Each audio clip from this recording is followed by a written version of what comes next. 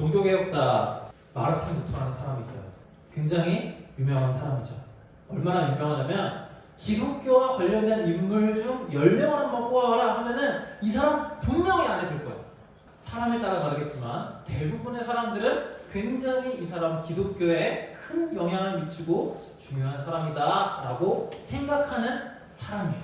이 사람이 되게 좋아하는 구절이 있었어요. 그 구절은 요한복음 3장 16절입니다. 하나님이 세상을 이처럼 사랑하사 독생자를 주셨으니 이는 그를 믿는 자마다 멸망하지 않고 영생을 얻게 하려 하신다. 특별히 루터는 이 구절을 복음서, 하나의 작은 복음서다라고 이야기할 정도로 작은 절 안에, 짧은 절 안에 복음이 응축되어 있다라고 설명을 하죠. 하지만 이 구절도 생각하기에 따라서 우리가 오해할 수 있는 부분이 있어요. 이는 그를 믿는 자마다 멸망하지 않고, 그러면 믿지 않는 자는 어떻게 돼? 믿지 않으면 멸망해야지 라고 우리는 생각하기 쉽죠. 그리고 이 구절 자체만 똑 떼어놓고 보면 마치 그런 오해를 불러일으키기 충분한 조건이 됩니다. 우리에게 그러지 말라고 17절이 있어요. 하나님이 그 아들을 세상에 보내신 곳은 세상을 심판하려 하심이 아니야. 그러면 믿지 않는 사람들은 어떻게 돼? 믿지 않는 사람들도 믿게 하고 그 사람들을 내가 다 구원할 거야 라고 하는 의지가 17절에 보이는 거죠. 이것처럼 실제로 성경에 써있는 복음은 굉장히 우리에게 폭넓은 견해를 제시해주고 있다라는 것을 우리가 알면 좋을 것 같아요. 우리가 복음에 대해서 이해하려고 할 때 굉장히 오해할 수 있는 부분이 바로 죄와 죄인입니다. 저기 죄인 누구예요? 강동원. 이러면 우리가 너무 죄인이 되고 싶은 복음에 대해서 중요한 개념들을 전도사님이 이렇게 한번 써봤어요. 많은 개념들이 있지만 죄와 죄인에 대해서 오늘 살펴볼 거예요. 우리가 성경을 이해하기 위해서 또 복음을 이해하기 위해서 기준으로 삼아야 될 것이 무엇이냐? 로마서 3장 10절입니다. 기록된 바 의인은 없나니 하나도 없으며 라는 구절입니다. 바울이 기록된 바라고 이야기를 했는데 시편에 기록되어 있어요. 시편 53편 1절부터 6절까지밖에 없습니다. 그래서 3절에 보면 각기 물러가 함께 더러운 자가 되고 선을 행하는 자 없으니 한 사람도 없도다 라고 한 이 말씀을 인용해서 로마서 3장 10절의 말씀을 이야기하는 거죠. 여러분, 세상에 의인이 있다고요? 하나도 없어요.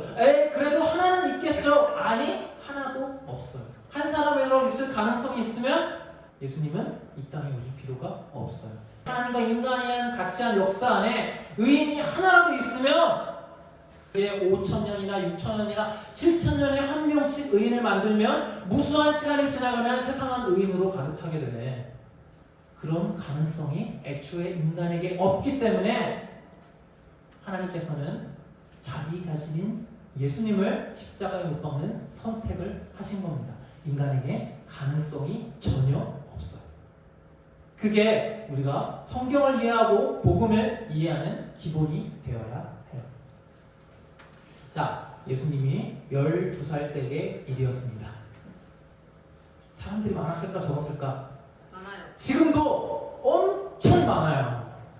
전국 각지가 아니라 이 예루살렘이라고 하는 도시에는 전 세계 사람들이 이 날만을 기다렸다가 몰려오는 시기예요.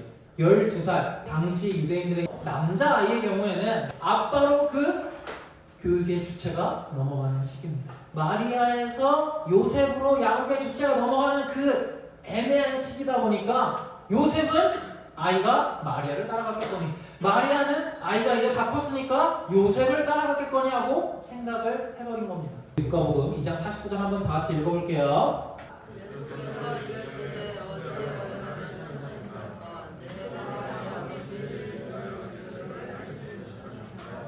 예수님이 말하는 내 아버지의 집이 어디야? 이 말씀을 깨닫지 못했대요. 예수님이 성전에서 뭐하고 있어? 거기 랍비들과 유대의 선생들과 이야기를 나누고 있었어요. 그 지혜와 그 대답이 참 놀랍다라고 평가를 했다고 우리 성경책에 나와요. 그러면 이 랍비들이 내가 지금까지 내 삶을 잘못 살고 있었구나, 참 이분만의 말을 다 따라가야지 이렇게 수긍했을까요? 그게 아니라는 거예요.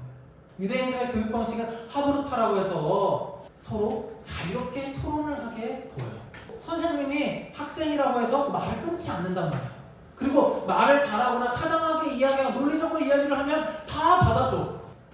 그래서 이 본문에서 듣는 자가 다 그래야 대답을 놀랍게 여겼더라 라고 하는 것은 교육 방식의 차이를 보여주는 겁니다. 이 유대의 랍비들, 유대의 선생들은 내가 그 말씀을 따라가야지, 그 말씀대로 살아야지, 그 말씀에 따라서 유대교를 버리고 새로운 은혜의 하나님으로 들어가야지라고 생각은 하지 않았던 거예요. 그냥 어린아이가 꽤나 논리적이고 타당하고 새로운 생각을 이야기하고 있는 것이 참 신기하다, 얘 참 말 잘하네 라고 두고 보고 있었던 거죠.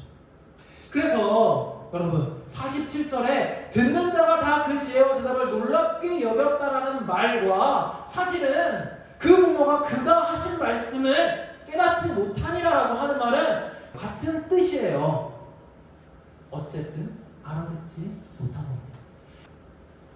자, 여기 보면 의역이 된 부분이 있어요. 내가 내 아버지 집에 있어야 될, 여기 집이라고 하는 표현은 헬라 원문에는 나오지 않습니다. 내가 아버지와 함께 존재해야 될 줄을, 근데 여기 어떻게? 반드시 성경을 해석하는 걸 보니까 집에라는 표현이 의역이 됐고 반드시라고 하는 표현이 강조가 되지 않았어요. 집이라고 하는 게 중요한 게 아니라 아버지와 함께 있는 것, 아버지 안에 있는 것, 그것을 이야기하는 거죠. 내 부모가 그 말씀을 깨닫지 못했더라 라고 하는 게 중요한 거예요. 깨닫지 못하니까 죄인입니다. 깨닫지 못하니까 알아야 되는 사람들이 죄인이에요. 그래서 우리에게 그것을 깨닫게 하고 알려주시기 위해서 이 땅에 오신 거예요. 근데 우리는 51절을 보고 그래도 마리아는 달랐을 거야, 마리아는 순종도 하고 이 모든 말씀을 마음에 담아두었대, 마리아는 다른 사람들과 달라, 다른 존재들과 달라, 마음에 두었다는 표현은 그때 했던 말만 기억하고 있었다는 뜻이죠. 중요한 건 뭐야? 이해하지 못했다는 겁니다. 하나님은 우리에게 은혜를 주셔도 그게 은혜인 줄 모르는 상태, 그게 바로 죄인인 거죠. 하나님은 우리에게 죄의 결과에 대해서 물으세요. 아담아, 네가 왜 날 피하느냐? 가인아, 내 아우 아벨은 어디 있느냐? 라고 물으셨죠. 그때 가인과 아담의 말이 동일합니다. 당신이 나에게 준 그 여자 때문에 이 일이 벌어졌습니다. 내가 내 아우를 지키는 자입니까? 그럼 누가 지키는 자야? 하나님이 지켜야죠. 결국 하나님 탓까지 가는 게 우리들의 죄인의 상태예요. 사람은 어떤 일이 벌어졌을 때 그 가해자만 죄인이라고 생각하는 경우가 있습니다. 저는 그 일에 관여하지 않았어요. 저는 죄가 없습니다. 저는 그 일에 상관하지 않았어요. 다 다른 사람 탓이에요. 결과적으로 하나님이 똑바로 매니지먼트하지 못해서 그런 거 아닌가요? 라고 생각하게 되는 게 죄인의 사고라는 거예요. 그런데 하나님은 그 죄를 아담에게 묻지 않으시고 하와에게 묻지 않으셨어요. 누구에게 물으셨어? 의인화된 죄인 사탄에게 물으셨다는 거예요. 죄의 결과가 누구에게 있다고 하셨냐면 사람에게 있는 것이 아니라, 아담에게 있는 것이 아니라, 하와에게 있는 것이 아니라, 가인에게 있는 것이 아니라 누구에게 있다고요? 죄에게 있다고 하셨다고요. 그래서 여러분, 저는 죄인이 아닌데요, 저는 죄와 관계없는데요 라고 말하는 것은 어떻게 보면 멍청한 일이 되는 거죠. 그럼 이 죄의 결과는 누가 책임져야 돼? 내가 책임지거나 아니면 내 옆사람이 책임져야 되는 거죠. 죄의 결과는 이미 벌어졌잖아. 누군가 책임이 있고 누군가 그 잘못에 대해서 대가를 치러야 될 거 아니에요. 그 대가가 누가 치러야 된다고 하나님은 생각하는 거야? 사람이 아니라 죄가 그 대가를 치러야 된다고 생각을 하는데, 저는 죄인이 아닙니다, 저는 그 죄와 무관합니다 라고 하면 누가 그 결과에 책임을 져야 된다고요? 사람이 그 결과에 책임을 져야 된다. 그래서 기독교에서 저는 죄인입니다, 제가 죄인입니다라고 인정하는 건 우리에게 유익한 일이 됩니다. 그래서 여러분 스스로 죄인이라고 고백하는 것에 너무 거부감을 가지지 마세요. 그리고 그 죄를 해결하시기 위해 예수님이 오신 거예요. 그리고 우리의 죄 있던 그 모습을 가려주시고 우리를 의롭다라고 말씀해 주시는 게 바로 칭의입니다. 우리가 의로운 게 아니라 저는 죄가 없어요, 저는 의인입니다, 아무리 우겨봐야 여러분 의인이 되지 않아요. 죄의 결과들이 우리 주변에 있잖아요. 그걸 부정할 수 없잖아요. 그런데 우리 성경을 살펴보면 성경에는 참 많은 의인들이 등장하는 것 같아요. 그리고 그 사람의 모습을 본받아야 할 것 같아요. 그게 우리에게 굉장히 익숙하고 자연스러운 방식이긴 해요. 하지만 오늘 본문을 마리아가 의인인 것처럼, 마리아가 대단한 영웅인 것처럼, 마리아는 다른 죄인들과 다른 것처럼 판단하고 평가를 해서 마리아를 본받으려고 하면 성경을 제대로 이해하지 못하게 됩니다. 오늘 성경은 뭘 얘기해요? 모든 사람들이 하나님의 말씀을, 예수님의 말씀을 이해하지 못했다는 걸 우리가 알아야 돼. 그게 죄인의 모습이니까. 그리고 그렇기 때문에 예수님이 이 땅에 오신 이유, 그리고 우리를 위해 십자가에 못 박혀서 죽으신 이유가 명확하게 드러나는 겁니다.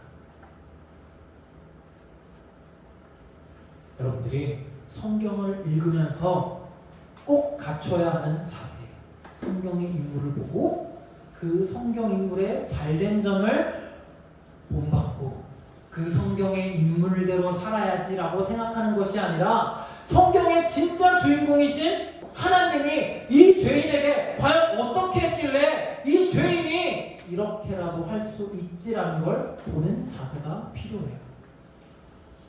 성경에 나와 있는 사람들은, 인물들은 전부 다 죄인입니다. 기록된 바 의인은 없는데 어떻게 했냐면 하나도 없어요.